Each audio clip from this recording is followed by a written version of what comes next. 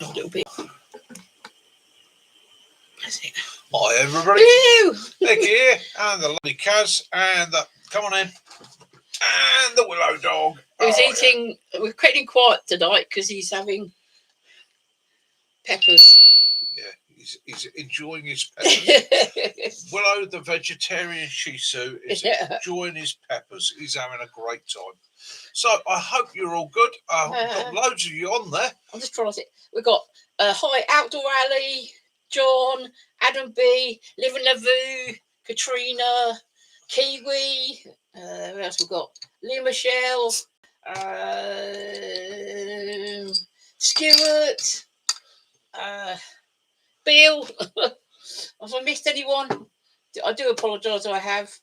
No, I think I'm all. I think I'm all right. Yeah. Right. Well, I got some thank yous as well. Hi, Martin. I got some thank yous to throw out there tonight. So first of all, Live in Lavu, big hugs to you, mate. Big thank you to you for gifting those memberships. Absolutely wonderful. It's given me the incentive to do a few more videos for the members. And also, as the members are already aware, you tend to see the videos a couple of days before they go public. So you get a little bit of a rush review. That is also because I trust you members to go, hey, Mickey, you got that completely wrong. And thank you so very much for all the lovely birthday messages. Yes. I do appreciate it. You had a Kaz in tears.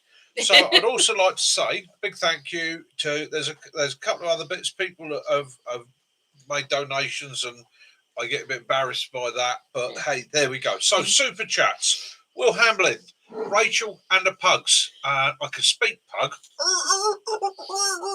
Our son's got a pug. Thank you very much. You pay for my cider tonight. So Ali loves your shirt. Cheers, Ali. There you go. There we go. You can get these on Amazon. No, Temu. Temu. Yeah. There we go. Wiggles Way. Good evening. I've had this one a year or so now. Yeah. It comes out this time of year for obvious reasons, yep. And occasionally if I want to go out and upset somebody. Yeah. So Will Hamblin, Rachel and the pugs, thank you very much. You paid for my cider tonight, and you've also put a little bit in the kitty towards some things for the channel, which were ordered today, but more will including some more peppers for Willow. Eddie Bushcroft, thank you very much for yours. Elusive Dartmoor, thank you for yours. Adam B, thank you for yours. Look, everything, yeah, I suddenly realised I haven't said thank you to everybody. And also, I set up a Buy Me a Coffee. So, Mr. Living Lavu, again, thank you very much, mate. You know, spend something on yourself, dude. And, right, is it Beepister? Or is it B-Pister? I don't know. My pronunciation, my dyslexia is getting the better of me. But yeah, you bought me a coffee. Thank you very much, bro. Really, really, really appreciate that. I will also say tonight, prayers and thoughts go out to everybody affected by Hurricane Melissa. Yeah. A hell of a storm that. And yeah, as always, it's the poor that suffer the most. So our thoughts and prayers do go out to them, as they do again this week to Mr. D, Derek, hang tough, to his mum, right, who's been through a difficult situation. Poor lady's been through a stroke. She is home. She's doing well. She's getting better. Yeah. She watches our channel. She listens to us. So to her, big hugs. We love you very much. And I'm looking forward to when I get out to the States, joining you, having a nat. We'll just clear everybody else out of the room. Me and you will have a natter, put the world to rights. You've gone very far away from me. Do I smell? No. Hi, Simon. So, Jason, hello. And again, thank you to all the new subscribers. Jason. As I always say, this channel is about you guys as much as it is me, Kaz. Without you guys and your support, this channel would fall apart. And Evening, Mac. Evening, Mac. How you doing, bro? And Jason lost his ferro rod yesterday. Oh no, mate! Down to bow drill. He had to make a bow drill 4 this morning. He lost his. As we're always saying, find the skills, Gary. Learn the skills, perfect the skills. So it's one of those situations. I loathe bow drill, but I know if a push comes to shove, I could do it. So again, it's worth having the skills, even if you are only going to practice to use them very occasionally as a backup. Having it in that box, open the drawer, take it out of the box, do it. There you go. That is the order of good survival. Yeah, So- over in the rain is always fun. Well, I've finally done it, guys. Yeah. I've been saying I would for 2 years now. I'm ordering a set of mics. I'm getting a set of mics. Every time I've looked at them in the past, I've gone, "Ooh." But I'm getting a set of mics for the GoPros so that when I'm trying to do things away from the camera, I'm not having to always sort of point, shout, and all the rest of it. Because I did get accused this week of hollering in the woods. You did ask. Someone else said the other day you were quiet as well. Yeah. So that's going to make Go on. life a little bit easier there. So I'm investing a little bit of savings into the channel. Bought some new kit to show you, some trials, testing, reviews, bits and pieces like that. Hopefully you'll find it interesting. Jason said, "Get the DJ Mike Mini. He's got 3 now, and they work flawless, and they're quite cheap." Right, I'll have a look into I'll that. look at mate. that one. Yeah, we'll have a look into that. Always happy to take your advice. Mike. Yeah, I'm also going to be in a position in the very near future to share a bit more of our weekly, day to day, and all the rest of it. Because I'm going out working for myself now, which means if I decide to put the camera up in the vehicle and show you what I'm doing that day, I'm bloody well going to. If I suddenly spot something and I think, guys will be interested in that, you're going to see it. Not always am I going to be in a position, obviously, to jump out with a camera. They did appreciate your mini. If you're short. Yeah, I mean, and again, I will Mind still you. do that on the channel. Silly things like that occasionally come into my head, and I think that's funny. It might make somebody smile. It didn't go as fast as the one that the short he did on Willow wearing his Halloween bandana. Yeah, Because in 20 minutes he got 700 views. yeah, but Willow is a star. I think. Yeah. Yeah. Hi, Jess. So you're going to see all that sort of thing, all that good stuff, as well as doing our usual Hello. survival prepping and all the rest of it. But I'm concentrating. I'm back. Look, I'm back. The energy's up. I'm back. I'm ready for them. Yes, yes. Put me out there. Yeah, Willow, you tell them. Yes, I'm very positive. We're moving forward. We're going to be doing a lot more canoes. It's winter. I'm now shopping for the canoe. Right. And also, whilst we're here now, whilst I've all got you, Bear Down Farm, November the 14th, 15th, 16th. I'm going to be down there with the Tar Pack lads and Mac, okay, having a bit of a wild camp. Now, any of you that are interested, Bear Down Farm is at Two Bridges on Dartmoor, okay? They charge £5 per night. It is a wild camping site, so it's bare minimum. You can buy wood from the farmer and you can have an open fire. So if you're available, you fancy it, there's no pressure. If you wanted to join us, turn up there. Turn up there. Just stop Lee on Michelle in. like to screw. He's suffering a bit from the back of his neck, so that is ideal. Copped a draft on the back of my neck, and where I've had an injury back there, it tends to stiffen up a little bit. Gary says that he said that he doesn't mind. He's no worries about donating, but he said, how much do YouTube actually take? Really, 30%. So yeah. Yeah. Right. That's why I set up a Buy Me a Coffee. I've set up the Buy Me a Coffee because anything that you donate to me comes to me pretty much directly. I've got a little bit to learn there about putting videos on there and sharing stuff. But if anybody does want to help the channel, there's Buy Me a Coffee or just subscribe. Just subscribe. To be honest with you, I do appreciate every donation. In fact, every donation helps because the channel costs me money. However, there is no pressure. I don't want to do what certain people have done on YouTube in the past where they've sat here going, my children can't eat. Send me money. I can't have the heating on. Or can't have the heating on. My leg's fallen off. Buy me a prosthetic. I'm not doing any of that. I'm riding that ant. This channel is built on you guys, me, Kaz, doing what we're doing. And if somebody at some point thinks they want to make a donation, by all means do. I'd appreciate it, but you don't have to. Set up for the Dartmoor camp, mate, is a secret because I've got a new bit of kit coming. If it arrives in time, I've got a new bit of kit coming. But so Bear Down Farm, you've got an open flat field. So those of you that want a tent, go that way, you can do. And there is a small wooded side as well. There's a little river runs through the middle. There's a wooded side, which is ideal for hammocking and so on. So it's whatever you fancy. Oh yeah, and there's a lovely I got my Christmas present coming a early. lovely small sort of river going through the centre, and each plot has got its own ready-made fire. Yeah, you've got little fire pit areas everywhere, and that's the only thing they ask is you use those. Oh, thank you, Gary. They're quite happy. But yeah, so hello, walk, cook. Hiya, mate. Welcome. How you doing? And one of the things I got for my birthday, I'm looking forward to reading this, is discovering the folklore of plants. Right up my alley. It's yeah. It is, isn't it? Yeah. If there's anything you want to quote from them, my love, it's a fascinating book. It says, a primitive man, the whisperer and the movement of leaves and the silent unfolding of flowers, the proof of life and power. And I was just on a quick swiss through this, and I come across this one that I found was really interesting.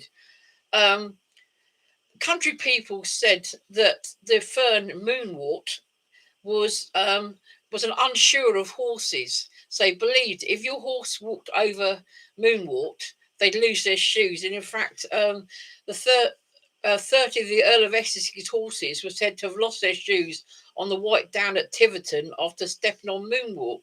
So there's a little poem that went with it. I thought it was quite nice. You have to excuse me because it's old worldy. It says, "O moonwort, tell us where thou hiddest the smith's hammer pinchers thou unshodest them with. Alas, what lock or iron engine is't that can thy subtle secret strength resist? With the best farrier cannot set a shoe, so sure but thou so shortly canst undo." So I'm really looking forward to that. Mythology, and a lot of mythology also shares facts and interests. So, you know, a lot of your medicinal plants and that, again, will have ancient poems, sayings and stories behind them, and they're all pretty much transferable. But it's fantastic. Their history in the UK and all over the world. Again, it's something worth sharing. So, yeah, I need some help as well. So, last weekend, some people tried a hammock. Okay, I am saying no names, I'm pointing no fingers. But some people tried a hammock. So I set up a hammock for them. I set up my compound hammock, and they tried it. They liked it. They all tried it and they liked it. However, one of them made a bit of an error getting into it and sat back against the bug net and pretty much has detached the bug net and torn it. So I looked at it and I went, you know what? I've got a rule with my hammocks. I normally do like 2 years with a hammock and then I'll renew it. Okay, wear, tear, dirt, grit, damp, strains, stresses, and all the rest of it. So I'm after a new hammock. I would like to try and find a hammock with a compartment for a sleep mat. What would you guys recommend? There's those of you out there with hammocks and ideas. Let me know. I think he was Bill. Yeah, hit me up in the comments. Ali would like to know, what do you think of the little glass fire starters, and have you used them before? I certainly have. Right, the little glass fire starters. Yep. I've got a bag here. I have used them. They're an acetate. Okay. So that is a plastic made with acetone. They burn really, really well. They burn very, very strong. They're bleeding hot. Okay. They leave very little residue. So the compound in it, when I looked into it, the compound is acetate and nitrocellulose. Okay. Don't worry, I ain't going to go bang. So the nitrocellulose is something we use for plastics for a long time, and in actual fact, plectrums are made out of it. And I use plectrums quite regularly as a fire lighting source or emergency fire lighting source because they're cheap, easy to get, and all the rest of it. And I use it in my training for people when they're putting together survival kits for expeditions. So, you know, you can buy a pack of plectrums for pennies. These things put to a light will wash away. So, yes, I do go with them. A lot of people look at them and go, it's some sort of plastic, therefore don't want to burn it. It creates lots of smoke and that.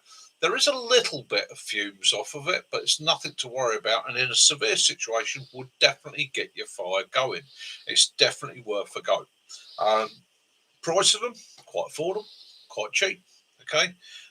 Let's face it, if you were using it as a backup in your emergency kit, it's probably cleaner than using a bit of inner tube. And we all know how good a bit of bicycle in a tube or car in a tube works for lighting a fire. Hi, Bushcraft Rebooted. Yes, you certainly can, Gary. You can ask away, mate. You're more than welcome to ask. You're going to ask me about my little stove, the one up there you can see on the thing. Yeah.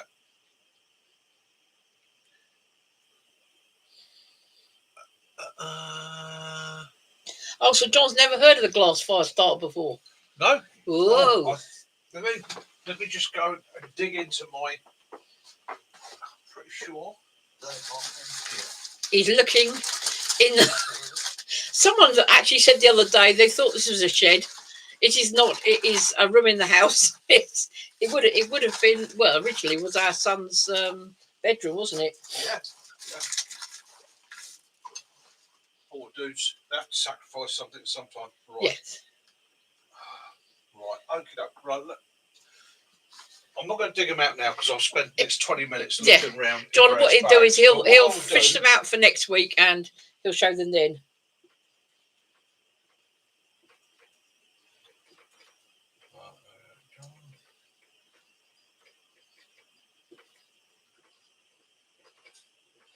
We fancy chanterelles today. Very nice, Jess. There we go.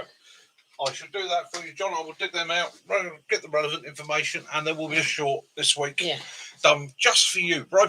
Just for you. Gary would like to know how long realistically would it generate heat without refueling if it used overnight? Overnight, right. So it won't.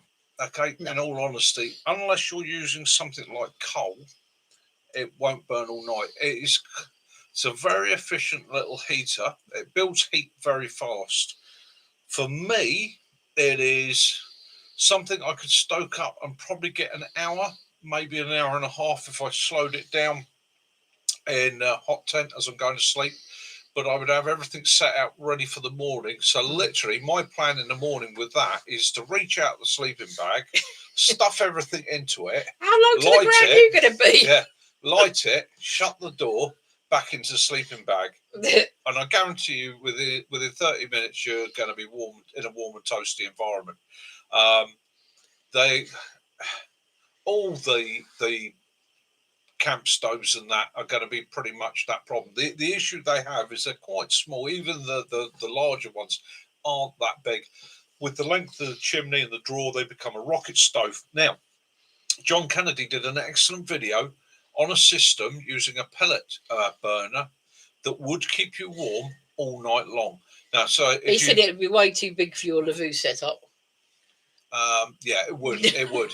Unless you all put it round in a circle like it's cowboys and do a chat like that. But again, I always work on a situation. My sleep system is going to be pre-warmed. So the beauty of that box is I can heat up that water, load up the hot water bottle, slap it into the sleeping bag, get that environment warm and toasty, go to bed warm, get into the sleeping bag, go to bed warm, stay warm. Yeah, simple as that. Yeah, John was saying 13-hour burn on that pellet stove. Yeah, there we go. 13 hours. I've not tried coal in it. Somebody said to me, would it be worth taking some coal? And I was like, I'm taking a bag of coal with me out to the woods. I'm going to be using mostly wood materials. Somebody else said charcoal. I've not done an experiment with those yet, but I would have thought that they would give you a lot longer burn. The big thing is you're going to have to control the draw on both the chimney and the door. But it is what it is. It is what it is. Ali said he had his first successful hot tent camp a month ago. Didn't smoke himself out this time. I think his last time his mistake was using an instant fire log. Yeah, I'll go with that. So Ali, yeah, I mean it's one of those things that hot tenting. Yeah, it is a comfortable way to spend the time. The ability to generate heat, create heat, get warm, shelter down, hunker down, dry your kit out, dry your clothes out, dry your socks out, boil water. It's an absolutely wonderful thing. And it's, for me, it's more of a long-term camp thing. So if I was going away if I'm not mobile, if I'm going to a location, setting up, going hunting, setting up an OP over the hill, that sort of thing. It's about comfort. Yeah, saying coal. Lee Michelle was saying it could be quite sooty, and Ali was saying, it might warp certain stoves. You'd have to be really careful with it. I mean, they don't recommend it for those, but But again, it's the same thing with peat. I was chatting to Life's a Hobby about using peat in it, and as you pointed out, be very careful if you're going to use peat logs because they burn extremely hot as well, and they can melt still. Well, they can get that hot. I was going to mention that video we watched. Yes. If you want to watch a video about keeping your mindset, keeping your mind on top thing when you're doing camping, we saw the video that ended. It was horrific. The gentleman, it was wasn't in the UK or in America. He had bought those inflatable tents. Yeah. Those blow up tents. Campion. That's it. Yeah. And he had a wood stove in there, and we thought, it's a little bit close to the edges there, but he had the mats in there to stop the fire. He had a table. He had loads of little lights and that hanging up. Anyway, he used the gas burner and he set fire to this stove, and it was quite a big one. It was a double one, and it showed later on it was raining. He was sitting there in this blow up sort of armchair with a poofy, and he had his feet up and he's reading his book. Yeah. And he gets up from the book, starts walking away, and all of a sudden there's almighty bang. Then this huge flame shot right across the tent. The whole tent landed, the blow-up tent landed on it, started melting, and we were like, what the hell? And when you went back to it, the top door was actually ripped backwards. And you watched it again and again because you're trying to work out why it is this stove exploded. Well, you noticed it at the beginning when he lit the stove. He used a can of gas, like a butane, lit the fire, and then put the two canisters and the canister with the butane thing on top into the top of the stove, into the oven, and forgot they put him in there. It wasn't until he was clearing up afterwards he pulled back the door and found one of the cans all burnt out. That's what he'd done. He'd left 3 gas cans in the oven and lit the stove. Yeah, it's one of those stupid things. It happens. Although, yeah, that's right. Free dog. It's horrendous to watch. He got shrapnel when he's on, didn't he? It's a good learning curve. It's watch other people's mistakes and learn from it. But I will say he's put another video up since where he's carbon monoxided himself. So I think he's trying a format that works for certain people. I'm pleased that the dog wasn't there. He had a big dog, but obviously that was sleeping under the van. It certainly was. I've got to say, Bushcraft Rebooted. Hello, mate. How you doing? Thank you for joining us all the way from the States up. Yeah. Lucky he didn't die, but he deserved to die. That was bloody stupid. It was bloody stupid.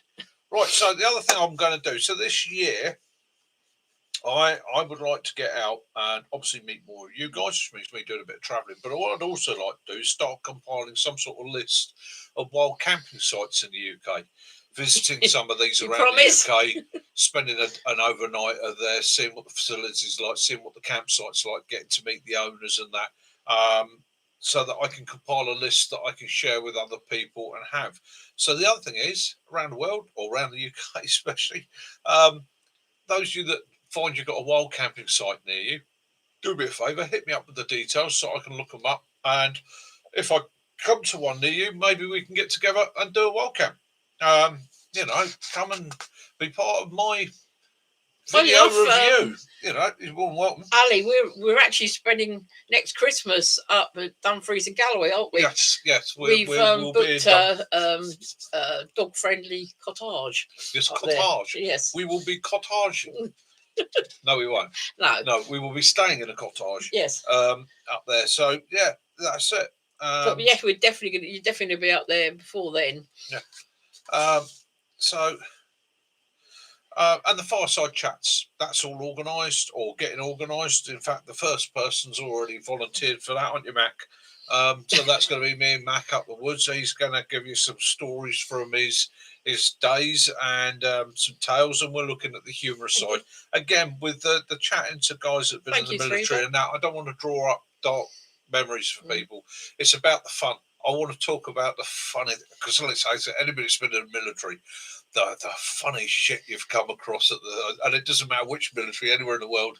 Three You've Dog seen said funny stuff. you're welcome to the intake farm anytime.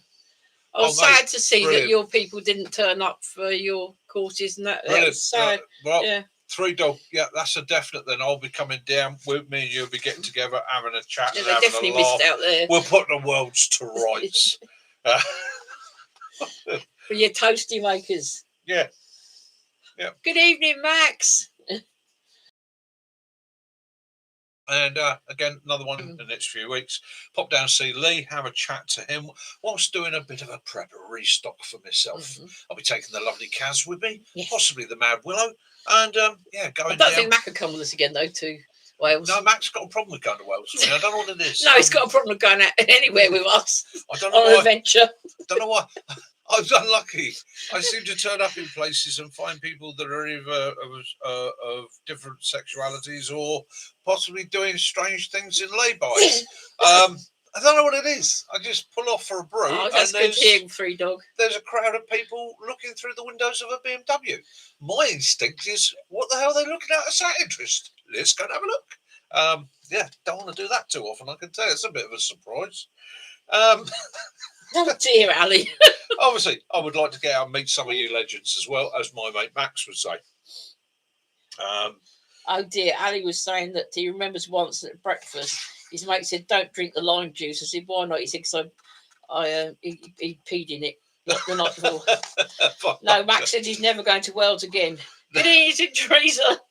Right, so, and the other thing is, I'd like to mention quickly now, because whilst diving around the internet today looking for my Christmas present, I noticed there's a lot of Black Friday deals out there already. Guys, get yourselves out there looking for the bargains. Get on them quick before they go. Yeah, and see what you can find for yourselves. It's got to be worth it having a nose around. We're all in the same boat. Budgets are tight and all the rest of it. Because, of course, it's only a little while now till Christmas. Oh, Bushcross, Sussex. Christmas. Oh, bar humbug. Next week, Willow has got a new bandana. It's a Union Jack with his name on. Or as us dyslexics would say, yeah, far bum hug. Yeah, far bum hug. Yeah, yeah, that's what you think, isn't it, mate? Yeah. So, yes, on the dyslexia. So, where are we? No, so that's pretty much. Yeah, we're doing the fireside chats. Yeah, and of course the logistics business starts this week. So yeah, Max. Yes, Max. Each of the pitches has its own fire pit area, hasn't it? Yeah, they do. They all have their own fire pit area. So you've got somewhere to light a fire and keep yourself warm. Interesting thing that I've done today is I've gone to YouTube as well, and there's a little bit on the YouTube Studio Views that those who don't know where it says this is what your people want to see, and you can click it and it gives you inspirations. So what do you do frighten the dog then? The 3 inspirations it's given me, funny enough, is very similar to what we were talking about the other day. So the ultimate water filtration wild test is the first one. Surviving a surprise cold snap is the second one. And the third one is exploring the military's lost secrets. Ooh. Which one of those tickles your buds the most? Which is the first one you need me to get into? Is it surviving a surprise cold snap? Is it the ultimate water filtration wild test? Well, water is not really. It's not. I would have said the cold snap because that we're more likely to have that than the water. Okay, but then again, it's up to everyone else. Yeah. Leland Michelle said number 3. Yeah. Which is exploring the military's lost secrets. Ooh. So that's Just so they sound all good, but the cold snap one would be good. Yeah. The cold snap one then is look what I've got, Jess, for my birthday. Yeah, 3.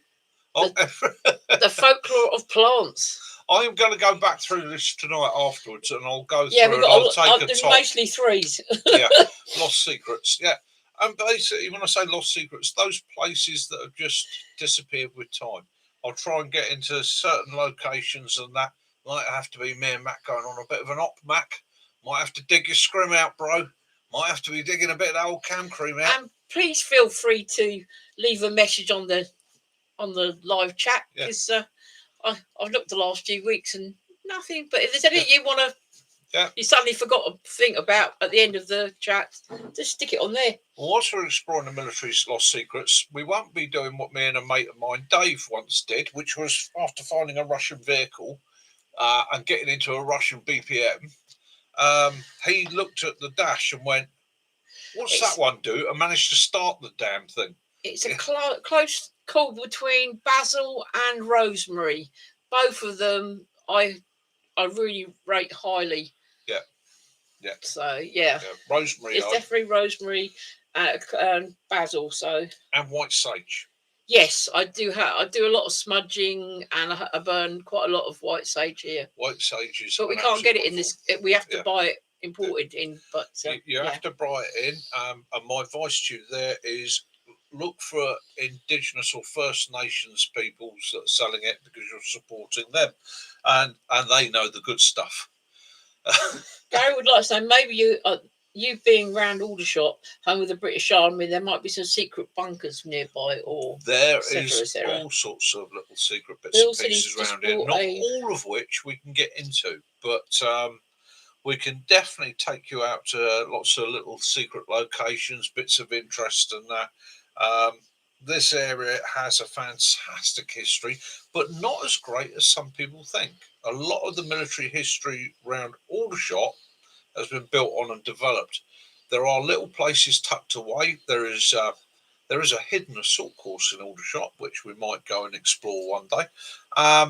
There's the training areas, and then outside of that, within sort of 15 miles, there's lots of little places that, again, have been lost to time.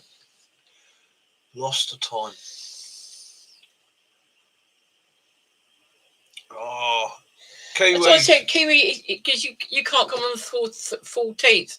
As you can't, obviously didn't see the message, but Jason, the from Muddy Ruts, the foodie, he's the chef. He's going to be coming on the 15th and 16th. Yeah, he can't get. Good evening, Benny. Evening, Benny. How you doing, brother? Yeah, I've got Herb Roberts. Yep. That's not a problem, mate. That's not a problem. If you're rammed with work, you're rammed with work. It's as simple as that. That's your priorities. That's what you have to do. Yeah, you're right there. Kitten was saying, I bet everyone here from the UK are no more than a few miles from a World War II or one or two site. Yes, definitely. I mean, let's face it.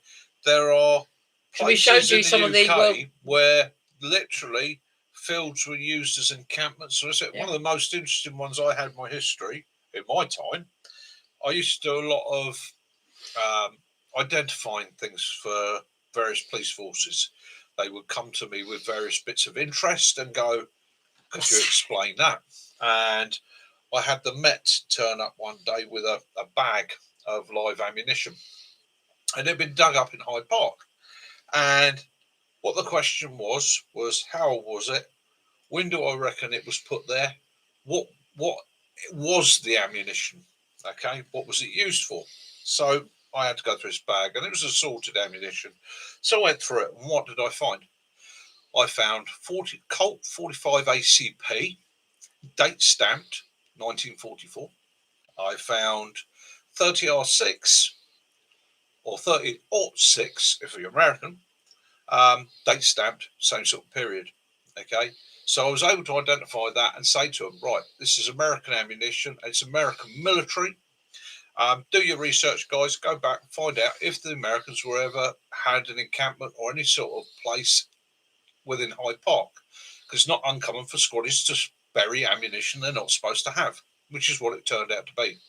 It turned out to be that area of Hyde Park had some Americans positioned there during the Second World War, and obviously somebody had a little bit more ammo than he was supposed to have one day, and thought, so like a squirrel, rather than get into trouble, I should dig a little hole, drop it in, bury it. A lot of guys that are doing magnet fishing are doing exactly that, coming across ammunition. And I did have somebody ask me recently about the ammunition. They said, why is it people are pulling up bullets when bullets are made of lead, brass, copper?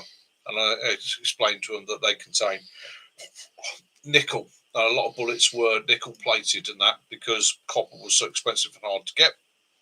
And the primers and so forth, again, in the old days were made out of cheap tin. So again, that's magnetic and it could be picked up. There are also various ammunitions from around the world which are made out of cheap metals rather than copper and brass. So again, quite interesting, it comes up. Although if you ever find a big bullet, I mean, something that looks like a bullet, it's about that big, and it's got a metal head, just drop your magnet back in, forget about it. You know, Someone at the door. cut the rope and go. Right, I've just got to go and answer the door. Sorry. We have a visitor. I know who that'll be. Yeah. A few years ago, quite a few years back now, they pulled down some of the butts from the on the training areas, and they put it out on another area. And every time it rained, a lot of the old ammo come to the top, and we found some quite rare old ammo from way back there.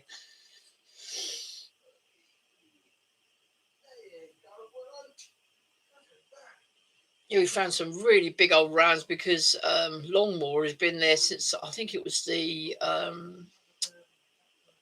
during the Boer War, that sort of time. So digging up these taking all the sand away, so they had no sort of large butts behind it, and putting it out of this area. And of course, every time it rained, it was naturally filtering it out, wasn't it? When he comes back, I'll sort it out. Yeah. Oh. So Willow's just gone out for his walkies. 20 minutes had Spaniard cannon rounds. Yeah. I was saying about when they took the old butts down. Oh. And all the rounds we were finding then. Yeah. Oh, blimey. Yeah. You wouldn't believe it. Absolutely tons and tons of it.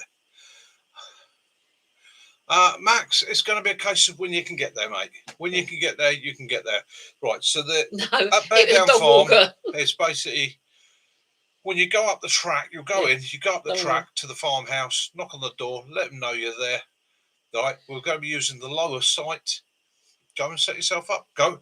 First come, first served. Yeah. Right, so if you get there first, have a run round, find the best spot, and get yourself organised. Someone was saying, it's in the 1830 railway, RSQ at Longmoor. Oh, Longmoor Railway. Yeah, because I've been in the old, what would have been the old railway sheds when they kept the train, and there is some of the track there and a couple of the old carriages. Although I want to do a walk around there next summer because there's still a lot of old buildings and that round there. But it's a bit of interest for you. So when I worked there, when I was at Longmoor, one of my favourite films of all time is The Great St Trinian's Train Robbery, which got the military railway into a lot of shit. Because when the people that wanted to make the film went to British Rail and said, this is what we'd like to do with all these kids, steam trains and all the rest of it, they literally went, no, not having it. Not having that would be illegal. No. They went to the military and went, we're going to film it there. And the military went, yeah, come on in, no problem. And right, sorry. There is a scene in The Great St Trinian's Train Robbery where they've got the points handle, and the girls take the points handle, run to a pond and throw it in the pond. Now, I went to work there. I'm watching, a couple of months later, the film's come up and I'm watching the film. And at that point where they run to the pond and throw the handle in the pond, I said to Caroline, I know where that is. And we went back, freeze framed it. And you can see the butts of range 2 there. You can see where the pond is. It's now a ditch, isn't it now? So, yeah, I went back and I found that exact pond. The funny thing is, we also found the points handle. Yeah, we did. It faced a bit of corrosion, but it was there in the pond. And in one of the field area, just behind, there's a little cottage there next to Walmer Pond. You can still see part of the old platform there. Yeah, and the platform. Yeah. There's, I mean, this, right, so Longmoor Military Railway was Royal Engineers. You can actually look it up on YouTube. It was shut down in the 60s. Love all the St Trinian's films. And it's where they trained Royal Engineers railway operations, everything from demolitions. There's old videos of trains being crashed and demo done, destroying railways, building railways, operating the trains, setting up train services in foreign countries. And what they would do is they brought trains from all over the world back. Some of those trains are still operating in museums and around the world, and a couple of them are quite famous for those Thomas the Tank Engine fans out there. I believe it's Gordon, was originally from the Longmoor Military Railway. It's a fascinating place to walk around. Lots of photographs as well, isn't there? Yeah. And I also believe, didn't they also do in Chitty Chitty Bang Bang? It's the train that Chitty Bang Bang is chasing in the early parts of the film. Where right, if you watch Chitty Chitty Bang Bang the original, where the car is chasing the train, there's a point where it goes over a set of points over a railway crossing. That railway crossing, basically, if you followed it up another 50 metres, used to be the main gates to Longmoor Military Camp, and that was part of the military railway. So it's it's a very, very big EOD bang place. Yes. Biggity bangs. I can tell you stories, but they would get me into trouble. Yes, yeah. Because they used to have a demolition range at the top of the tank slope, didn't they? But they had to stop it because the bits that used to go inside to hide away when you're doing the explosives got taken over by bats. Yes, they did. And done lots of DEMS training out there over the years, track cutting or steel cutting. You also rode down the tank track on a I'd love to have that wheel cover. Again. Yeah, I was.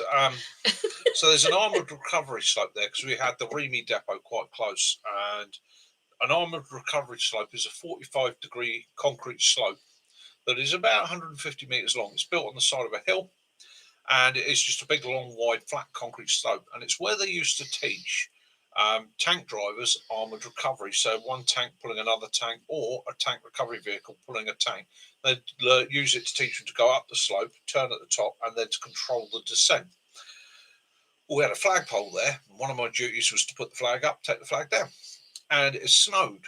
Yeah. And I'm up there, and I had a spare wheel cover off of a Land Rover for some strange reason. And I turned to my mate and said, I'm going to ride it down that slope in the snow, completely miscalculating how fast I was going to go on that ice. And the fact that the ice, there was still some of the concrete sticking through the ice, wasn't there? Yeah, it was uncomfortable. And it shredded it. It shredded the wheel carrier, and it shredded my butt. Hi, Virginia. Excellent, Virginia. Hopefully you're doing good, mate. Hopefully you're having a great time. It's quite funny during the video to go, woo! Yeah. Sound like a ghost. Yeah, it was one of those silly things you do. At the end of the day, being an ex-Royal Engineer, if there's anything stupid to do, I will do it. I'm game. Especially if it'll go bad. I remember going down there in a Land Rover and an old series lightweight, and that's pretty, because it's quite steep, isn't it? And you got quite a sunny goes flat. Yeah. Got to have a bit of fun, haven't you? Yeah. No. Oh yeah, Virginia Bushcrafter, excellent, mate. I was actually getting a bit worried because I hadn't seen anything for a little while, and I said to Kaz the other day, I said I haven't seen anything from him, so we were getting a bit concerned for you. Glad to know you're good. Living Review's going to try and come down on his bike for the camp. Oh mate, that would be awesome if you can make it. But it's about 5.5 hours for him. Bear in mind the conditions and all the rest of it. Don't put yourself out any more than. But it would be nice to have you there. But if you're not, then I will be coming to Wales at some point, and I will come and visit you. That's not a problem at all. And again, it's like with any of the camps, anything we organise this channel, there's no pressure. There is never any pressure. Okay, it's like things happen in life. Life is what it is. You can get up one day and think, I'm going to do that later, and all of a sudden, all your plans go to pot. It's why we're preppers and survivalists, because we've learned that lesson. We've learned that life never goes quite the way you should expect it to. And always prepare and plan for the worst. And I find that the prepper and survival community are really good at realising that. When you suddenly get hold of somebody and say, mate, something's cropped up, I can't make it. And you will meet William Willow, because the plans for sorting the trailer out is well in hand. Well in hand. And so by sort of late spring. Next year there will be trips, journeys and adventures where Kaz will be coming out with me, where we will be hooking up the trailer. She'll be coming along. She'll be running base camp. She will be admin queen, and I will be mission master. Is Remy still in Aldershot? Yeah, there's Remy still in Aldershot. They are still there. They moved out of. Remy went from Aldermaston. It wasn't Aldermaston. It was near Aldermaston. John says, please, if you Borden, they've gone from there. John says, Mickey, if you film from Wales, please use closed caption. We barely speak English over there. Mate, I get confused when I'm in Wales anyhow. It took me ages to figure out. Oh, Bill. There's on the roads everywhere, you got written ARAF. God knows how it's pronounced. I spent ages trying to figure it out. I was like, ARAF? Are the military using this road? It's too bendy for landing. Why has it got ARAF on it? Then I realised that ARAF was, it means slow. Because everywhere you had slow painted, you had this. And I was like reading it as slow, ARAF, slow, Royal Air Force. Well, we know the Royal Air Force is slow. But I'll be well stocked in my cupboards, don't you worry, my love. Bill, Bill was saying that when he found a box of ammo in the woods at Onsterbrook, Germany, when he was 10, and the MPs found him and his mate on the side of the road hitting bullets with a rock. There was a lad that two girls that I grew up with, and their younger brother, he'd done the same. There's an old gasworks, and he'd done the same thing. He'd found some bullets, and he went into the gasworks. It's just an empty sort of rough ground with a brick wall around it, and he was hitting bricks against these bullets, and one went off and it lodged the bullet in his leg, and he still has it today. He's a soldier now, and he still carries it around because it's very, very dangerous. Couldn't get it out. It's one of those things. If you find ammunition, best advice is leave it alone, unless you've got a way of using it. An old ammunition can become really unstable. Those kids, you don't think of these. Let me go bang. I think the daftest one I've ever come across like that with ammunition is it was a naughty, because somebody was trying to pull a crafty, and basically we used to have to pick up all the unused ammunition on the ranges, so it all gets picked up, it gets cleared, okay. And it used to, in the old days, go into what we called an amnesty box. So that was just old live rounds, and that went back off, and the EOD would take it out and destroy it, do what they do with it. This particular lad decided that he didn't want to bother doing that because it meant he had to pretty much do some work. This particular person was a bit on the lazy side, as you may gather. So what he decided would probably be the best thing to do is take the lid off the ammunition box with said 3/4 full of 5.56, 9mm, 7.62 link, tracer, you name it, it's in there, and get rid of it when he was burning the targets. Oh, okay. It wasn't good. The area, if you imagine a sandy area about 10 metres square, which is where the bonfire, which is his burn area, which is safe, and then it's surrounded by heather. It's the middle of the summer, and there's tracer rounds popping off and disappearing into the distance, leaving little smoke trails behind them. Not the most intelligent thing I'd ever seen done in my life. And I wasn't. When the fire did catch in the heather, I did turn around point blank and say, there is no effing way I'm going down there with a fire beater until it stopped popping and banging for obvious reasons.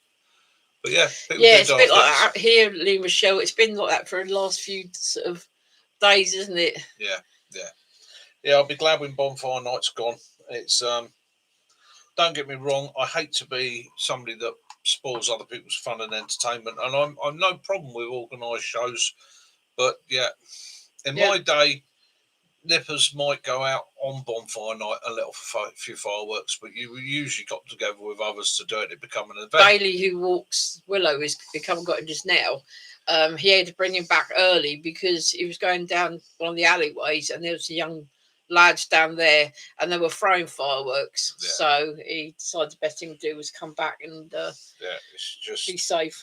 It's just Yeah, don't wish to spoil other people's fun, but there's fun and there's stupidity, and it just fireworks today aren't the fireworks of when I was a nipper, which was like sort of pop and bang. These days you can buy fireworks which are quite powerful, and it doesn't just go for the one night. We get it in the UK here for about a month and a half. It's New Year. It's like living in a war zone. Just come in, Bailey. Which for I have friends that really it affects them quite badly. The animals, wildlife, it's just not good. It's not good. I just it's fireworks night is the poacher's paradise, isn't it, Charles?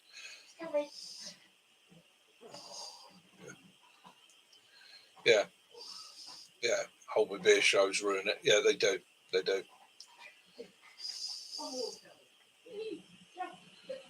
Yeah. Virginia. Yeah, we had a safe way of getting rid of it. I mean, it went in the amnesty box. EOD guys used to take it out, and it would be part of an exercise somewhere. They would basically end up with all this live ammunition and be told, you got to dig a pit and dispose of it in the way that the bomb disposal guys will, or the EOD techs will dispose of it. Because again, some of those rounds may have been in the ground, may have been in the sand for months, weeks, years, damaged, misfires, and so forth. So it has to be disposed of in a correct manner. We even get issues in the UK where not just military, but people that shoot decide that they've got 300 or 400 rounds that they don't want, and they throw it in the rubbish. They put it in the rubbish bin rather than dispose it, because they can't be bothered to look up and find out how to get rid of it correctly. Isa, yeah, exactly that, Simon. Exactly that, Simon. You got it. Yeah, nobody likes spicy rounds. Deck cord for the win. Oh, deck cord always for the win. Yeah, ever need to chop a tree down, sod the chainsaw, couple of wraps of deck cord, that'll do the job.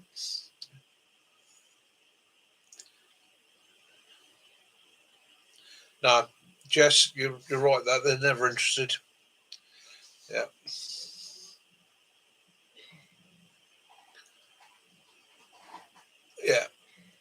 Yeah, people get silly about things like that, Lee. It's and gas canisters in fires.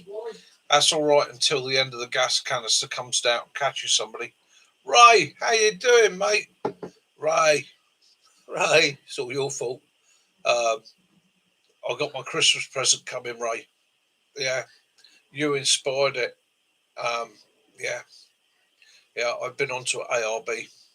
It's all your fault. Yeah, Matt wanted to know where you got when you went for, like. What's that? Whatever you. All right, yeah, I'll tell you. Right, so I've ordered myself an ARB Sky Dome swag. After seeing Roman Reigns, and bear in mind that the vehicle I've got means that I can carry kit with me, and some of my camps are vehicle based. They are literally pull up, set up with the vehicle. So there is an awning going on the vehicle and the swag, which is going to give me the ability to say, do you know what, I'm off to Wales for a few days, or I'm going to stop out. So the other thing is, with the logistical work I'm going to be doing, quite often I'm going to be given the choice of pay for a travel lodge or make my own accommodation where I can. So again, buying the swag was the ultimate option for that. They are a really nice bit of kit, and again, I've just bought a single, didn't buy a double. Just what's good. I'll send you the link, Lee, later for you. Yeah, they're not a cheap bit of kit. I will tell you this much. Hence, it's been about a year and a half saving. Good evening. Hi, Owen. Not a problem, Owen. You miss Kaz doing some poetry from. I've got a new book, Owen. I just noticed that's a mandrake, isn't it? Yes. Yeah. It says Mandragon on it. Yeah. But yes, I did some old style poetry for my book. How vast. Yes. Yeah. How thou was your bust. Thou shalt. Ist. Est. Yes. Yes. Oh. So yeah, that's the planning for the future. Where we're going with these adventures, right? I better start going through some of these comments. 28 in the room. You. 28 of you. 20 of you. Right, budge over. Make some room. You know, don't all be elbowing one another. It's actually this book is all folklore of plants, and it actually I had a quick flick through it. It was one of my birthday presents, and I'd found moonwort. Now, in olden days, they believed if a horse trod on moonwort, their horseshoes would fall off. Yeah. So yeah, it's a poem to the moonwort or the phase or whatever, about where did you hide the tools from the farrier to make the hooves fall off. And I did a little short today, some fungi from the woods. Yes. Right. Don't ask me what half of them were. That went mad, didn't it? Probably 3 of them that I recognised. And one of them I say that I could definitely eat. The others I wouldn't take the risk with because, again, don't know enough about it. But, you know, that's what you got to do. Yeah, thank you. That's all right. Yes, thanks for the likes and the hearts. And if you want us to leave a little message for us in the comments, do so underneath. We all appreciate that. Yeah. And good. Jess, I have no idea. I mean, I recognised the Amanita, the beautiful colours, Amethyst deceiver. The one that originally, the first one I saw was the one that I photographed from underneath. And the reason I photographed from underneath because when I come into the woods, it's growing out of a beech log that's detached and that. And from a distance, I went, "Oh, oysters!" And then got over there and went, "No, it's not an oyster." So I was like, "Oh well." I love this time of year. Yeah. So I'm watching all the videos. The colours are amazing. Like Ray's walk the other day, and Owen were in the woods, and Jess, all your rummaging around, foraging around. The colours are. Do you know what? That sounds amazing. More fun. Change the terminology. That sounds a lot more fun. Rummaging for your toadstools. I'm going rummaging up the woods. That sounds a lot more fun than foraging. Yeah. And can confuse people. But I do like the term rummage. Rummage. That's a good word. Yeah. Isn't it? I'm going for a good rummage. Yes, I like the sound of that. You know, I'm rummaging up some dinner. Yeah. And again, Kiwi. As and when you can, mate. I mean, Mitch did that short on Willow, just wearing his bandana, and in 20 minutes it got 700 views. He's like, it's one of the things with YouTube is it's hard. It's hard if you're doing it to try and make a living out of it. You can fail. I mean, I've given up that completely now. I just do the YouTube for the fun of it. So I've got my channel. You've got the subjects that I like to cover. RRS. But again, I also do things because I think. Like Willow, that's funny. That'll make somebody smile, and for me, that fits into prepping and survival. Because if I can make somebody smile or make somebody laugh, that's If they're having a bad day and I've made them feel good, that's all that matters, isn't it? That's what it's all about: is sharing and enjoying. The Rambling Rummage Society. I'm a rummager, me. I've been rummaging since I was a small boy. Do you want to look in my basket and see what I rummaged? Oh, yeah.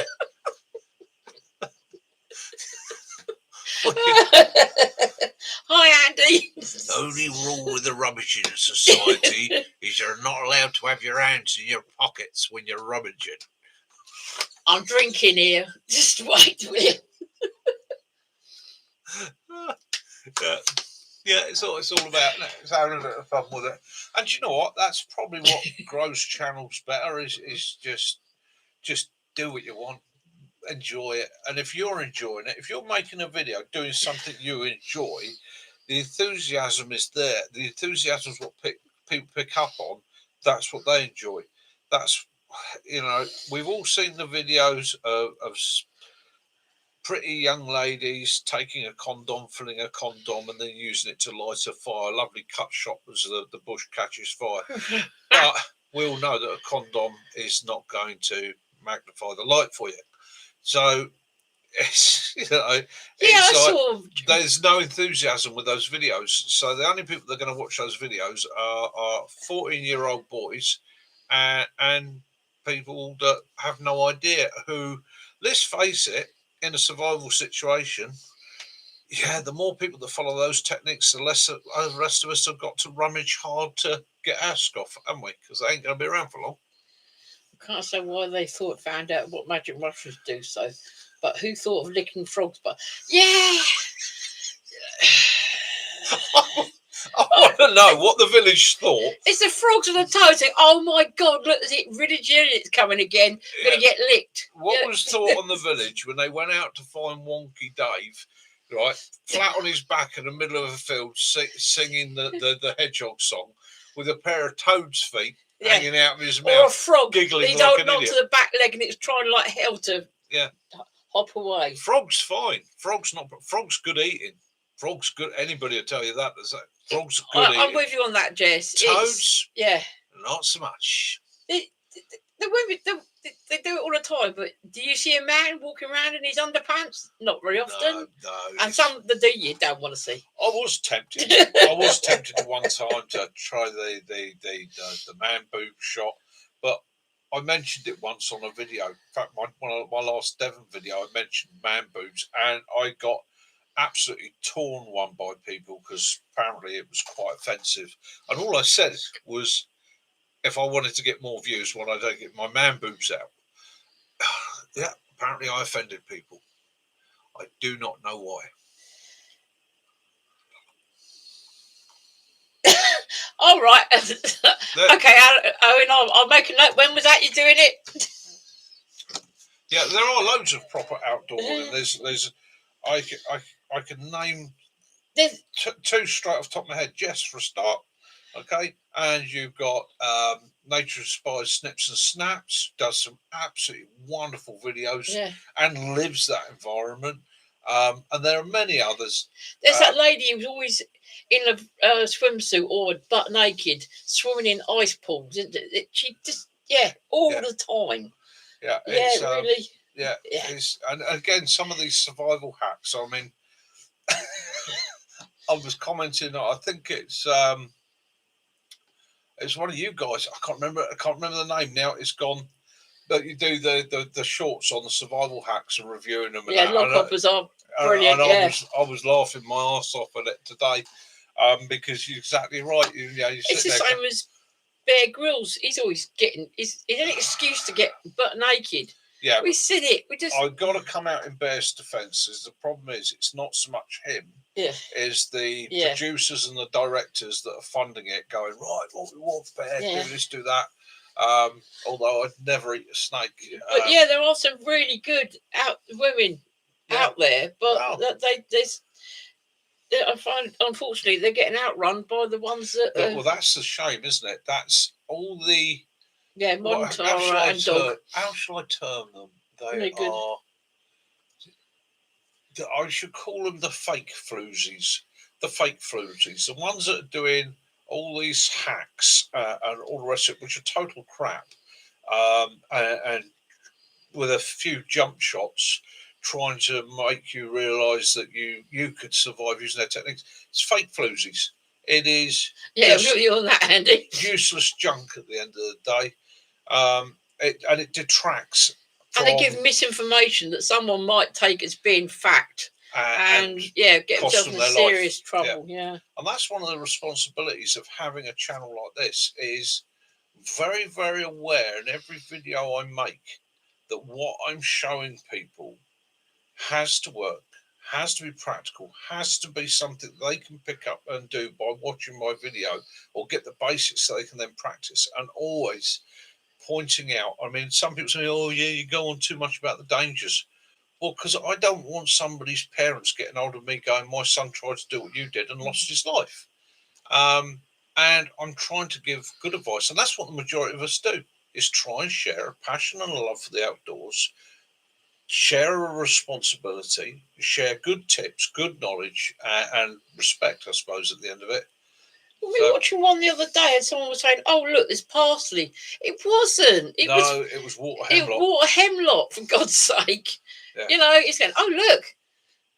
Look at all the parsley Look at all the growing wild down parsley." the street. No, it Wild wasn't. Parsley. It was hemlock. Yeah. Yeah. Drop water. Yeah. And, you know, oh, yeah, I can go down there.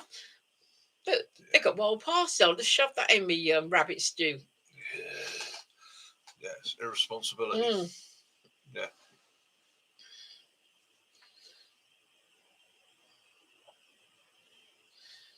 I would say they're master clickbaiters. Yes. Yeah.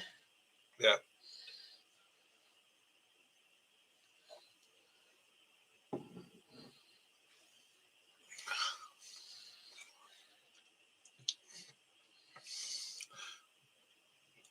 Yeah. Oh, Cook would like to know what beer. I think it's a cider. It's a cider, my friend. I used to drink a lot of beer, but my West Country ways have got their grips around me. But tonight I am on the Koppenberg Mango. Very, very sweet. Right, Koppenberg Mango. Is actually cooking is drinking home brew. A quick review on Koppenberg Mango. If you like it sweet, and I do like a sweet cider over a dry cider. It's very, very pleasant. It's got a nice hint of the sweetness of mango. Ditching anyway. Yeah, I find dry ciders. I suffer with acid these days, and although I love a dry cider there's nothing better like Here we go. TBI's kicking in. A hot summer's day. Okay, a hot summer's day. You've been slogging away. A cold, dry cider, moisture just trickling down the side of the bottle as you crack it open, and a proper cheese and pickle doorstep. Yeah. I like a cheese one, but not the pickle. That's the feed of kings. I remember I used to be my favourite. I used to go to a Ram cider house in Godalming outside Guildford, and they used to do hand grenade, and it was half pint of the two strongest ciders mixed in together. Yeah. Oh, they were nice. Andy, outside of as a survival channel, does anybody here do martial arts? I'm pretty sure there'll be several. In fact, I was actually going to cover a little bit of self-defense. Right, a little bit of self-defense tonight. You got me there, and wine. Yes, as long as it's. We've had a oat wine. Had an incident on a train. We've all seen it. It's been on the news. It's all over the news. Terrible, absolutely bloody terrible.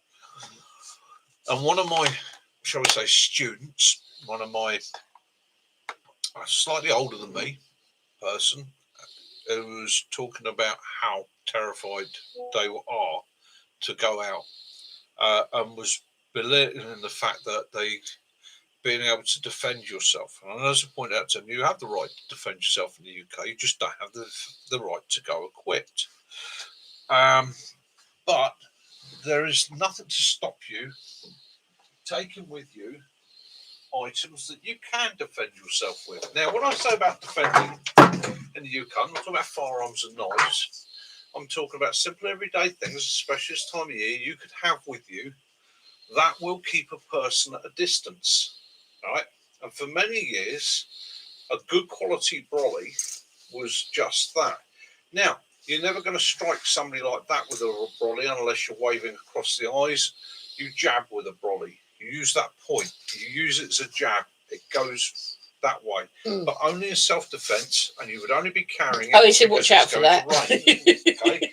I'm not saying to people go out with a brolly to attack people, but if you had your brolly and you needed to defend yourself, you could. The other item is a walking stick. You can pick these up in charity shops easily enough. I'm of an age now where it is handy occasionally for me to have a walking stick with me. Yeah, but a good walking stick, again, will keep somebody at arm's reach. Okay, it's good for the jab. But the other thing with the walking stick, being it's a little bit heavier and a little bit more solid, as A.W. Fairburn taught in his books, with a walking stick, you never strike for the head. Now, it's great thing this. Don't strike for the head, because the human is designed to protect the head. Everything about the human being is designed to block, defend, and protect the head. It's a delicate thing stuck on top of the body. So instinct and reflex will always protect the head. Very few people have ever thought, trained, or even wondered about protecting their knees, shins, and googlies. They tend to be down there. So a quick feint up like that and a slap in the nuts. It's very hard, let me tell you as a man, it's very hard to maintain your aggression, run after or attack somebody after one of those little meatballs has been I like that slapped. too, Lotus. And again, you're out hiking and walking, you've got your walking poles, okay? I'm not condoning people arm themselves. What I'm just saying is, if you were attacked whilst walking with something like that, you're quite within your rights, as it is something you had a legal, legitimate reason to be carrying, to defend yourself with it. And your defence would be, as mine would be, I was only using what readily came to hand. Okay, I wasn't the attacker, I was the defender. So again, you can go down that route. Now, I'm pretty sure there's people out there that are going to come back to me and say, "Oh, Mickey, you should not be advising people that." Well, people are scared. People are scared. People are frightened. We're coming to a turning point in history. The governments and authorities have either got to get a grip of this, or they've got to accept the fact that society is becoming lawless. And when you lose law in society, people do what they need to do to protect themselves. And you have every God-given right to protect yourself. So, yeah, it's one of those things. I'm a great believer in the right to Sounds nice. self-defense. That sounds good, Andy. Okay, Yeah. I would never be the aggressor, but the defense in law, yeah, I would do everything I've got to do to protect myself, I've my wife, seen and people around me. 3 dogs many years back. Your friend Sion had one, didn't he? Yeah. It was like a cane, but it had when you opened it, it was a spike, wasn't it? That was very illegal. Arabian, wasn't it? That was back in the 80s. That now would be super illegal. And again, you've got to be so careful, because there's always some bleeding heart liberal out there saying, "Well, you went out with a walking stick. What do you expect?" Well, it's you've got to do what you can to protect yourself and look after yourself. And again, mind you, I must say, us ladies, when we do have our bags, I'm not saying in your wood situation, but us ladies with our bags, we do carry some stuff in it, and you smack someone around the head with it, they're going to know about it. They're going to see stores. Yeah. It's buckle on the end. Very good idea on your belt. Yeah, I was always told as a doorman, and then whenever I dealt with them, we deal with them with open hands. And if for any situation they lose consciousness or they become injured, phone for an ambulance. Okay, but always ensure that everything you did was defensive, not aggressive. If it was me walking down the street, somebody jumps out on me with a knife, I am either going to do my best to get away from them, get it out of there, or if I don't have that choice, I'm going to do everything I can to make sure I get home to Kaz and the boys. Simple as that. And with my mobility scooter, especially those who saw me out on the moors, if I hold my walking stick out forwards and sort of put it into my armpit, it's like a javelin. So watch out. Yeah, Kiwi, you're absolutely right there. It's justifiable on the side, but again, we're not going to get into that subject because it's a bit of a difficult one. And by suggesting it, lays people open at later event. If I have to do something, I don't want people going to court and going, "Oh, he knows all about this and he used that." I will say pretty much, you just do what you've got to do and judge the situation as best you can. In actual fact, where possible, get yourself out of it. Avoid the situation.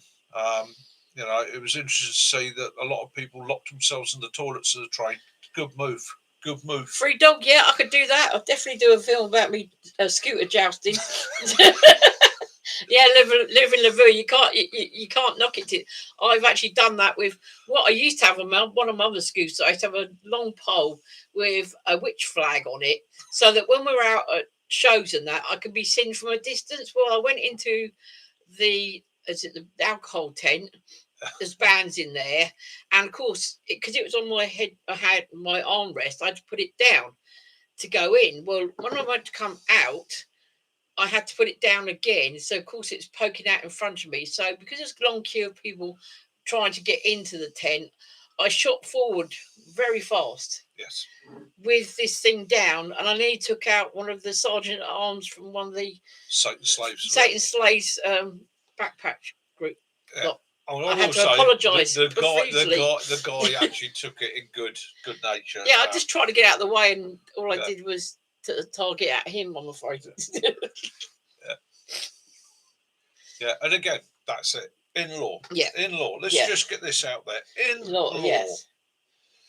You are entitled to do, within reason, anything that you deem necessary to protect you or somebody else's life. Okay? That includes picking something up and using it as a weapon, as long as you haven't gone into that situation pre-armed. Okay? If you go into the situation, I'm going down the pub to sort that out, and you pick up the baseball bat and you walk down there with that baseball bat, you are in a world of hurt. It's the same instance of keeping the baseball bat behind the door. Why have you got a baseball bat behind the door? Well, just keep the baseball bat behind the door. No, the eyes of the law, you've got a weapon there. You've put that there as a weapon. If you put a walking stick behind the door, where do most people keep their walking stick? By the door when they go out. So now you see how it goes, and you've got to be so careful with it, because the problem with UK law, and I'll put this out to all you Americans and everybody else, the problem with UK law is who benefits from it? The lawyers. Yes. The ones that make the rules, the ones that charge absolute fortunes to deal with cases in prosecution or defence, they're the ones that are behind this. Instead of having black and white rules and regulations, there is always some way of them being able to draw it out and keep making money. And until they've got a grip off, we can't sort anything else out. Just replace it with, when you next time you go to a car boot sale or next past a charity shop, and you see a wooden walking stick. Yeah, that's my advice to a lot of people, especially if you're like me and you get a bit unsteady occasionally. A good old-fashioned walking stick. That's my granddad's. He must have left it behind. Yeah. Couple of quid in the charity shop. Take it for you. Actually, bloody good for walking with. They are great for walking with. They're very comfortable walking with. I prefer it to a hiking stick. It's great. On top of that, especially because they are the same as a shepherd's crook. Yeah. You have the hook, and what they do with a shepherd's crook is you hook it around the sheep's back leg. One uses. So if they're coming towards you, in fact, it'd be interesting to see if somebody can come up with a camp walking stick. Yeah, it's great for lifting pots off the fire. Like that. I believe Sir Mr. Kitten Killer did do a survival walking stick. I believe. Yes. And that is my walking pole. That's the one I take out with me when I'm walking in the woods. It's the one I used to use when I was shooting and stalking. And as you see, it's designed at a height where I can rest on it when I need to. But again, it's just a nice stick.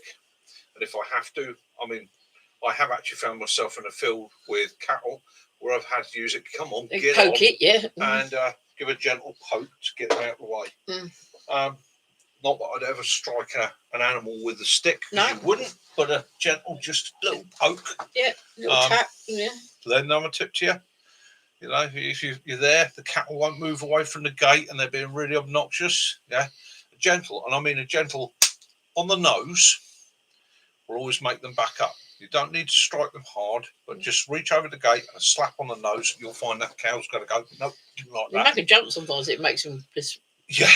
just watch out for the flying poo. The flying poo, yes. Yeah, because when they run, they flow it. Yeah. No, nobody used to have to think of carrying tools or weapons or stuff to defend themselves years ago. Well, we say that. You know, we used to get people getting stomped by cattle with dogs. We went through a time where you didn't have to worry about it. Then there was a time before that where you did, and then we got, it's one of those things. But today's world, where the lack of respect, understanding, common sense, people so quickly and easily offended by a T-shirt. What can you do? What can you do? You just got to go and make sure that you put yourself in the best position possible. I can't really remember growing up hearing about many people getting stomped by cattle. No. Well, people have more understanding of cattle. It was either when we were kids, a lot of town people didn't go into the countryside. Those that did probably had relatives, relations, and that, or originally came from the countryside and understood cattle and understood how a cow's mind thinks. Cows aren't they can be aggressive, right? Let's get this right. Yeah. Don't ever trust any cattle. Never turn your back on cattle. Always keep your face to them. Don't ever trust them. Not unless it's your herd. You know them really, really, really well. And even then you shouldn't trust them. But cows are not overtly hunter-killers. Okay? Usually it's a matriarch who feels she's got to defend the herd or the calves, and she will become aggressive. She's the one you've got to watch. Bulls, on the other hand, are daft as brushes. Most people get trampled by cattle because they start running. Cattle being a herding animal, if you've just got to think of where they come from. So cattle being a herd animal, they see something running. In their brain, it goes, there's a predator attacking. All right, their instinct is now to run. Their instinct is to mass up, get them as many of us running together as possible. And we've only got 2 legs and we trip. Yeah, and we get run over. We get trampled. The other thing is dogs. People walk in a field with a dog. They've got the dog on the lead. The cows come along. They get all scared and flappy. The cows become aggressive because of the dog, and they've got calves or youngsters. They pick the dog up. The cows aren't seeing the human. They're seeing the dog. The dog they see as a threat. Put the dog down. Unclip the dog. The dog will not, even a Jack Russell, will not get stomped by cattle. Right? It will get away. Right? It will take off like a scalded cat, allowing you to get out of that situation. But don't pick your dog up and try and run with your dog. There's a ton of meat behind you that's not too bright. Andy, cows don't hit you; they just give you a pat. Yeah. It's I'm glad you're enjoying it. It's. I grew up on a dairy farm, and again, I never trusted any cattle. I've been kicked. Right, so there's one human. No, a horse kicks out backwards. A cow kicks sideways. Yeah. So if you don't want to get kicked by a cow, stand directly behind it.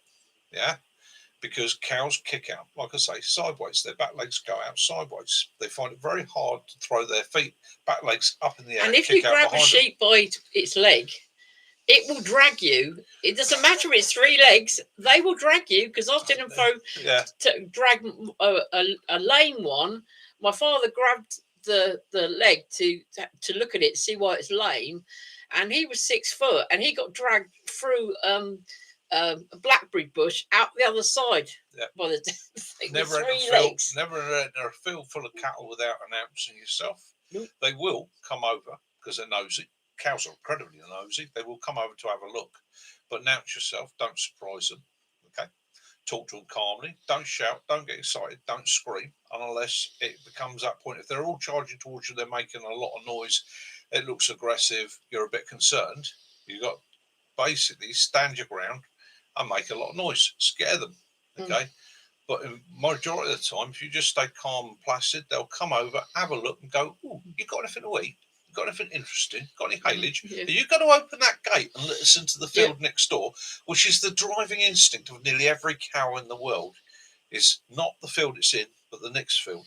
Right? There's a lot of meat in it to be crushing you against the gate, mate. It wants to get into that field. Okay. and they're not clever, so don't get crushed by them. Don't get yourself trapped between a cow and a gate. Go up and over the gate. Try and obey the farmer's rule with gates as well, right?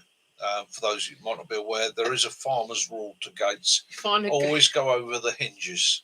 Yeah. Go over as close to the hinges as you can, not the latch end, No. because of leverage. It damages the post. And if you find a cow's gate and you go through it, close it. Cows wear bells because their horns don't work. Yeah, because farmers don't want to find their cattle on roads and that because someone's left the gate open. A poem about Scottish cows. On yonder hill there stood a coo. It's no there new, it must have shifted. I love it. Oh, that's brilliant. Thank you very much, Bill. Absolutely brilliant. Owen, have a good one, mate. Night, have a great day Owen. tomorrow.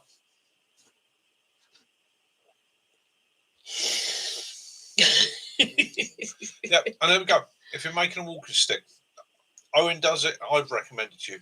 Takes a little bit of effort. Find yourself a nice holly stick. Holly, when you first cut it, it's heavy. It's dense. I love that one, kitten. It used to be nicknamed the British ironwood because of its density. Dries out, becomes very, very light, immensely strong. And if you go for quite a thin one, and I'm talking sort of 10 to 12 millimeters, you'll have something that's as flexible as any walking pole you could ever come across, and immensely strong. They also make damn good bows. See Kitten's joke. 6 cows in the field, Mom's on holiday. Week off. Oh, it's very good. Very good. Yeah, Holly Lighton's Holly's playing on very accents now. Yeah, I've got most of my father's sticks are made of hazel. Yeah. You've got some holly ones, haven't you? Yeah. Blackthorn Blackthorn makes the best sticks. I am determined one day to get myself a shillelagh. That's my goal. I would love to get a proper shillelagh for walking with. Before I forget, so hello, Lee Roberts. I know that he's been making some walking sticks because he each year goes out and he's been storing them to dry out. Hopefully, he'll do a video on them. We get to all admire them because it's your stick. Let's face it, your stick. It's your stick. My stick. Right, so that there was actually a bramble, and it was I was clearing a hedge, and I found pretty much what must be the world's thickest bramble. That was the bramble branch at one end, and this came off and then trailed away for about 30-40 feet. You can see where it had the original, where all the thorns and that were on it, where I pruned them off. And I didn't know whether it would season to become a good stick, but it did. It's quite light, it's quite strong. But again, if you take something like hazel and it's got a reasonable branch on it, so that would be the stem, that would be the branch. If you cut it off like that, you can then carve that, shape it, and it makes a nice. This is my stick. I used to use this stick a lot until one day I nearly left it in Iceland and I haven't used it since. You see, it's hazel. It's one my father did. He left the bark on it, but you can see where naturally it had honeysuckle growing around it. And what he did, he carved a separate hook, and that one has a fox head on it. So that is, and it's really, he is really, that is got so much varnish on it. But yeah, that's my one. As I say, I don't use it anymore after nearly losing it.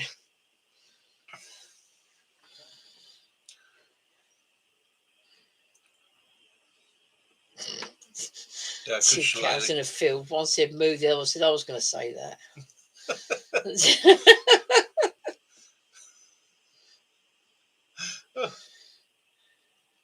Well, the only joke I know about cattle is actually about bulls, and it's a bit of a moralistic story. There's an old bull and a young bull stood in a field, And the young bull runs up to the old bull and he says, "Oi, look, the gate down there to the cows has been left open. Let's run down there and make love to one of them." The old bull smiled, looked at him and winked and said, "No, son, let's walk down there and make love to all of them." There we go. That's the only one I've got. Yeah, I keep saying that they're in the corner of man cave is my part of my father's collection that he made. All my father's sticks when he passed were shared out between me, my brother, and my mother. Yeah. So yeah, I've got my ones, but I will show you one day. But yeah, it is a work of art, and it makes you feel really close to my dad when I've got it.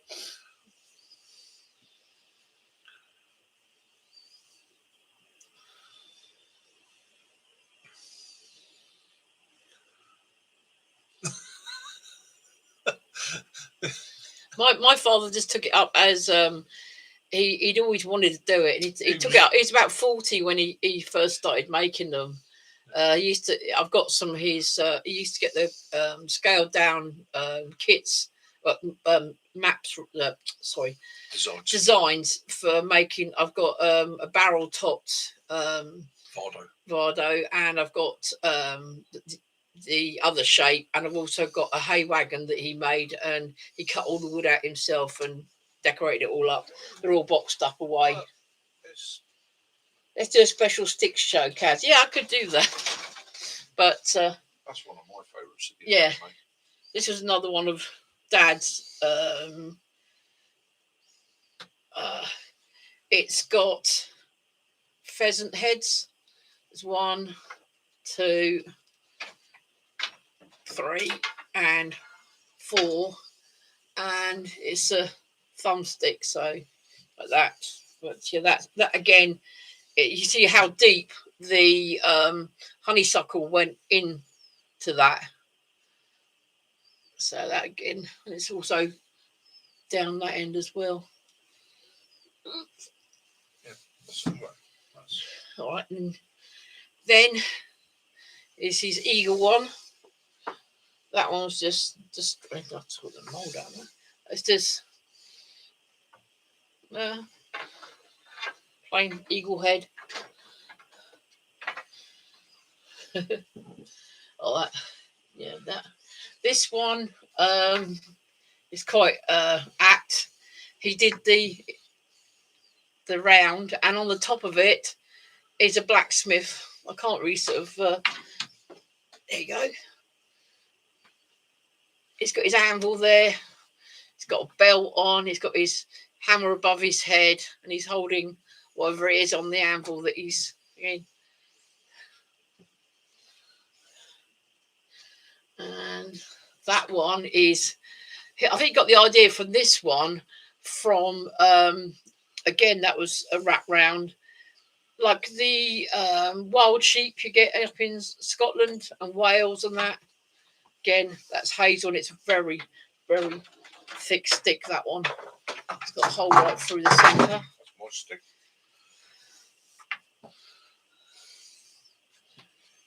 All right. You know yep. All right. We've got this one with the terrier on the top. Again, that's a hazel one. I'll give it back to you. This one is a shepherd's crook again, similar to my one, but this time it's got a goat's head on it. Again, hazel. And this is one of the thumb hole ones. So used to hold it like that. Again,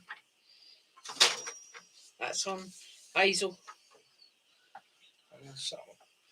And the last one is this is the first stick my father ever made, and my mum hated it.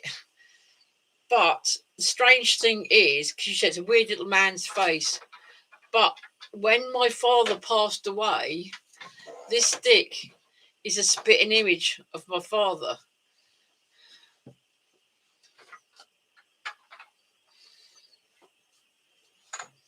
It's really, really reminds you of him. And this, I say, this was his first ever stick. So as the eldest, I've got it. So I think that's it, isn't it? Yeah. That's it. That's my part of the collection. So thank you for your kind comments on that. And it's yeah. And Jeff Kaz's dad, I'm one of the. He was one of my inspirations for the countryside, because me and him, we found we both had a passion. He would have loved the channel. Oh, He would yeah, have been here on a Sunday night with me. He'd have been sat there. Kaz would never got a chance. And he had so much knowledge about the past. He was a bit of a historian. He loved the old countryside skills, methods, and that.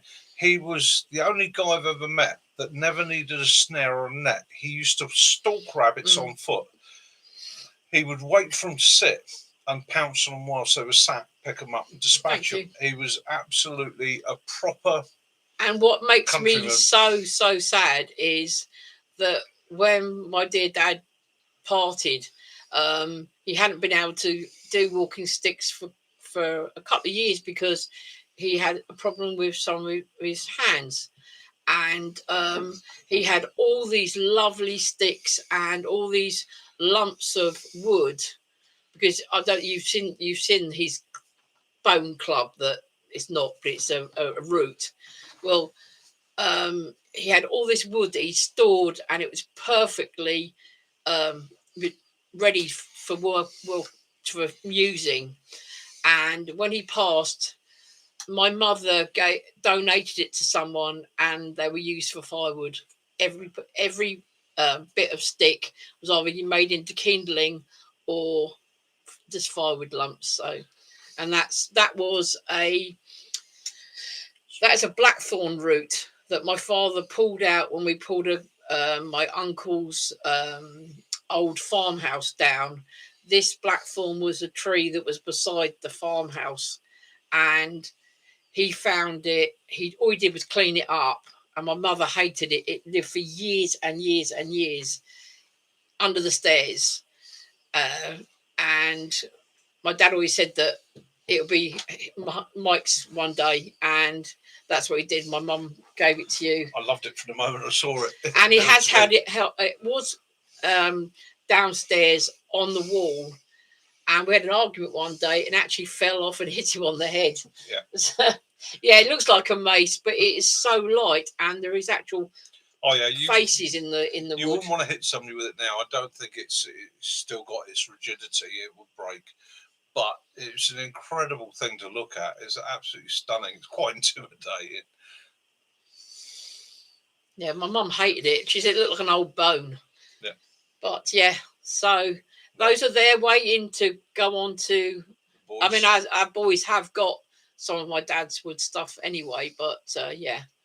So it gets split again. One of my mum's sisters didn't want my mum to give them to my brother and sister, because she said that my mum should sell them. But luckily enough, my mum was strong-willed enough that no, we got them shared out. So yeah, I think it was telling him off. Hence, he never put it above. He never had it on the wall above his head ever again. It came up here since. I've never had it above me, just in case. Yeah. Yeah, your survival sticks are amazing, Kitten. Yeah, they really are. We need a good in-depth video with your survival sticks, mate. You really thought those out brilliantly. Really did. And again, it's nice to have something to pass on, isn't it? It's nice to have something to leave. And as Lee Michelle said, the prices. And they were living. They were living trees. It's not like plastic, and but it's the not other like beauty is you got to watch your dad. Kaz's dad.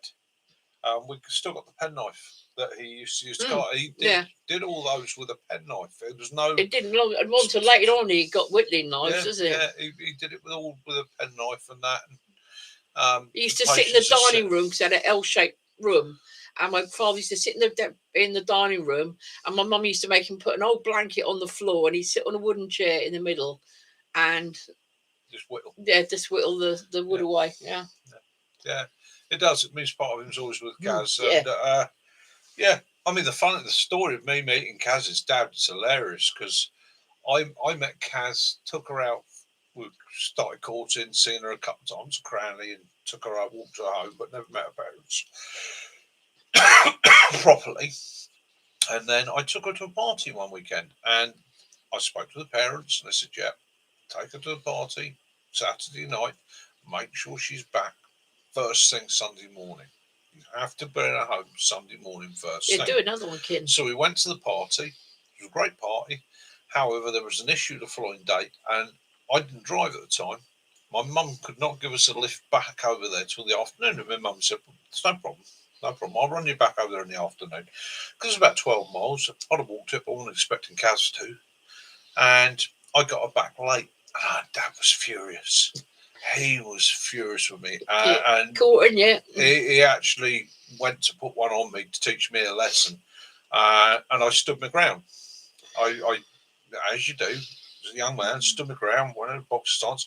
Wasn't going to strike him back, but blocked and defended myself and let him know in no certain terms I wasn't going to be beaten. I don't know, Andy. And in the argument, he said to me, he said, "You make my daughter pregnant, I'll kill you." And I went, "I tell you now, I'm going to marry your daughter." And within weeks, me and him had hit it off like that. And he said I was one of the few blokes he'd ever met, or young lads he'd ever met, that stood up to him. And the minute I stood up to him, he knew that Kaz would always be safe with me. And that pleased him. Like he said, "You were prepared to fight me to protect my daughter." He said, "I've got to respect you for that." He said, "Because literally every other bloke in the village was terrified of him." He could go out to the pub. We have quite a few pubs in our village, and he knew exactly which pubs I've been into. Yeah. Kaz used to get told, "You were in such and such, then you went to such and such, you went up to such and such." Mm-hmm. But again, it wasn't aggressive. He wasn't a nasty bloke or anything like that. But he was a Jack Hargreaves fan. He loved Jack Hargreaves, and I have actually got squirreled away. I've got a lot of his old tools, and some of them he used to collect old tools to do things. I've even got the tools he had for when you make rings of wood, but they're on like you have to do like a baby's rattle. So you'd make them out of one piece of wood, but the rings would be part of the wood, but they were whole still. Yeah. And I've got little goblets that he's made, little candle holders. But I've got tools in a box, in a metal box that he collected, and I'll either pass them on to my sons or I'll pass them on to some sort of thing. Oh, yeah, that's one that he turned. I believe that one was you, wasn't it? Yeah. It's a little candlestick. Oh, you can see there's a hole in the hair. Yeah. But the problem was, my dad had two of these lovely lathes, and my mum didn't know what to do with them when he died. And unbeknown to me and my brother and my sister, someone come along and offered him her £200, so £100 per lathe, and they were worth at least £1,000 each. So unfortunately, it was too late for that. But anyway, that's enough of history. Yeah. But yeah, it is nice to have some of the old skills and have people still doing some of the old skills. Yeah. My first wife's dad said to me, "Run, I wish I'd listened." Yeah. But that's life, isn't it? And yeah, on this Halloween, when the veil is the thinnest, we're nearest to our ancestors, our loved ones, and so on. I'll raise my glass to Jeff. Cheers, mate. Thank you for everything you shared with me, and thank you for giving me your daughter. It's been an honour to care for her. Wednesday, it's the super moon. Lucky enough, it's going to be that night, so you're not going to be able. It won't be Tuesday night; it'll be Wednesday night. So, yeah, Wednesday night is the super full moon. I believe it's the new version of it. It's a beaver moon, but I can't remember offhand what it because we have leave the curtains open. Yeah, you have like a blood moon that I can understand, but a beaver moon, we haven't got well, we have got beavers in this country, Yeah. but not to that extent. Beaver Yeah. moon. Thank you, Lee Michael. Thank you. Right, yeah, and I'm getting on that way myself. I'm starting Yeah. to get a bit tired now, a bit long in the tooth. Yeah. So if it's Beaver okay with you moon. guys, I'm going to call it quits 15 minutes early tonight. I'm going to go get a cheese toasty and crash myself out. Guys, I look forward to looking in this book and finding some book and finding out some more. thank you for joining us. It's been a real pleasure as always on a Sunday. Well, I've just quickly noticed this. According to this book, in these folklores, no man has ever been struck by lightning who hid underneath a silver birch tree. I'm not to test it. I don't want to test that one either. I wouldn't test it. Mind you, I would have thought if you went under an oak, I can understand an oak tree because there's a lot of protection, but there's not that many leaves under a silver birch, so you wouldn't automatically run to a silver birch tree, would you? But hey. Hey, I'm fantasising about cheese toast. Yeah, I know.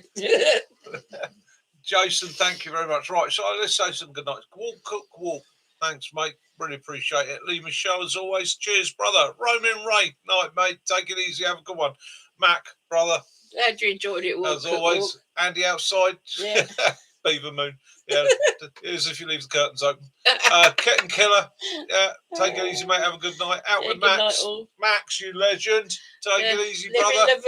Thanks for joining us. Yes. Take care. Have fun. I'm glad you enjoyed the Sarmain Fire Festival. That would have been fun. Stealth Camper. Take it easy, brother. Have fun. Enjoy yourself. Love your videos. Jason, excellent, mate. That video you did, sitting there, what a view. What a view. The snow-capped mountains. I was just sitting there agog. I was like, oh, yeah. Night, Martin. Absolutely stunning. Martin, take it easy, mate. Look after yourself. Be good. Where else are we? Where else? Three Dog. Living Lavu, brother. Thank you for all your support. Really appreciate it. Virginia Brushcaster, stay safe. Stay in the woods. Enjoy yourselves. Enjoy yourself. Martin, night, mate. Take care. Three Dog night. Lotus. I think we're gonna have to stop doing it. It could be like a end of a film. We have all these credits from. Credit roll. Guys, thank you so very much. Teresa, thank you for all your kind comments and remarks. Thank you. That's for you. Night, Teresa. Take it easy. Guys, as we always say, get outdoors, have some sort of adventure, enjoy yourself. All right. Do something you enjoy this week. Make somebody smile.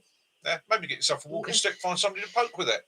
And this one bit of news I noticed today, that the local water companies have now said that they have lifted the 3-month water hosepipe ban. With the amount of water we've had, I should bloody think so. I should go. Good night, all. Love those you do, forgive those you don't. And as always, may peace and light be upon you and all yours in this glorious world of ours. Night, guys. Oh, Willow's just curling up and going to sleep on the floor. Good night. God bless everybody. Take it easy. Mickey out.